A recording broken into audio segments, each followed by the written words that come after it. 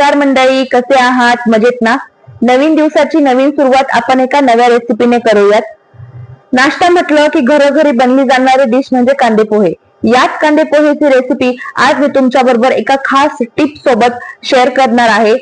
तर ही खास टिप कुठली हे आपण पुढे बघूयात. शेवटपर्यंत व्हिडिओ नक्की पहा. चला आपण आपल्या या रेसिपीला आज सुरुवात करूयात.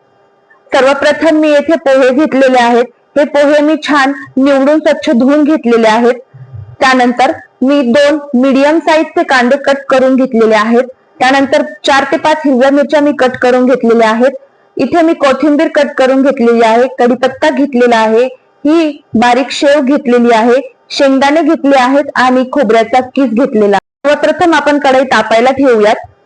कढई छान तापल्यानंतर आपण त्यात तेल ओतून घेतलेलं आहे आणि आता शेंगदाणे तळून घेणार आहोत. हे शेंगदाणे छान लालसर होईपर्यंत आपल्याला तळून घ्यायचे आहेत. मित्रांनो, तुम्हाला जर माझा हा व्हिडिओ आवडला असेल तर लाईक करा, तुमच्या प्रियजनांना शेअर करा आणि माझ्या या मोनिकाज रेसिपी चॅनलला सबस्क्राईब करा.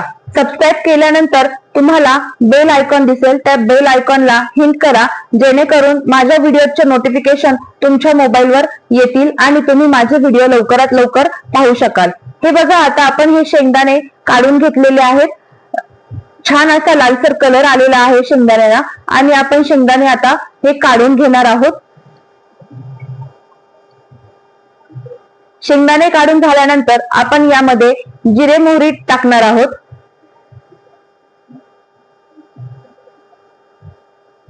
जिरे मोहरी चांगले तडकल्यावर आपण त्यात कांदा ऍड करणार आहोत. कांदा ऍड केल्यानंतर आपण 1-2 मिनिटं त्याला चांगलं फ्राय करून घेणार आहोत. त्यानंतर त्यामध्ये कढीपत्ता घालणार आहोत.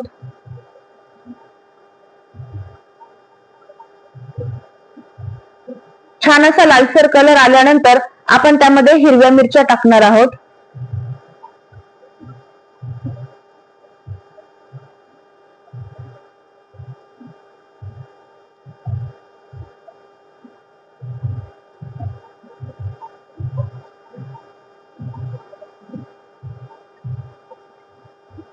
हिरव्या मिरच्या टाकल्यानंतर चांगलं एकदा फ्राय करून घेणार आहोत आणि कांदा आणखी लाल होईपर्यंत परतून घ्यायचा आहे.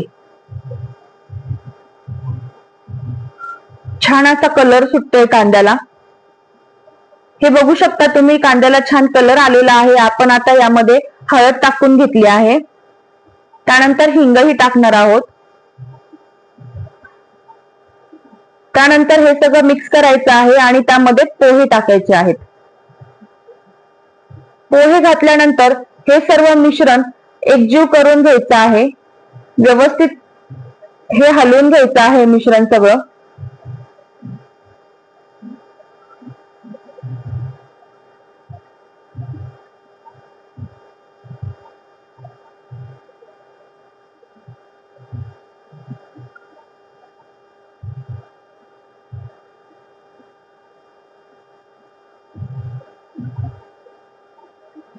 त्यानंतर आपण कोथिंबीर घालणार आहोत. कोथिंबीर घातल्यानंतर आपण चवीनुसार मीठ घालणार आहोत. मीठ घातल्यानंतर थोडीशी चव येण्यासाठी साखर घालणार आहोत. त्याने पोह्यांची टेस्ट खूप छान येते. त्यानंतर सगळे हे मिक्स करून घेणार आहोत. हे छान मिक्स करून झाल्यानंतर आपल्याला याला वाफ काढायची आहे.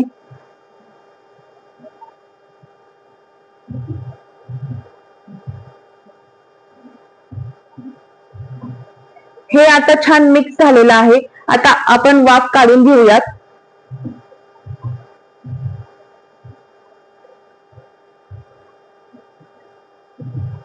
तुम्ही बघू शकतात की किती छान वाफ काढून घेतल्यानंतर पोहे एकदम मस्त फुललेले आहेत. आता याला परत एकदा आपण मिक्स करून घेऊयात आणि आपली खास टीप काय आहे ते बघूयात. आता गॅसवर तवा ठेवायचा आहे. त्या तव्यावर आपली कढई ठेवायची आहे.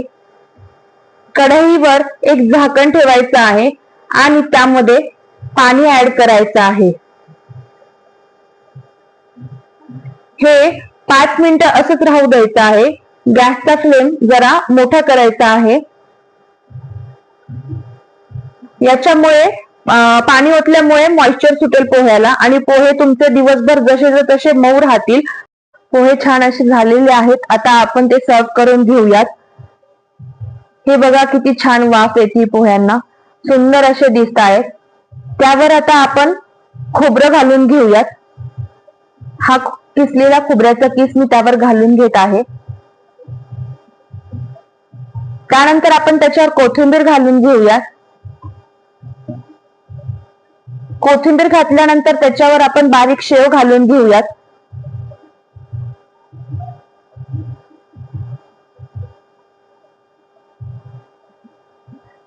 त्यानंतर एक लिंबू आणि चमचा. आपली डिश खाण्यासाठी रेडी आहे. व्हिडिओ आवडल्यास लाईक करा, शेअर करा आणि चॅनलला सबस्क्राईब करा. धन्यवाद.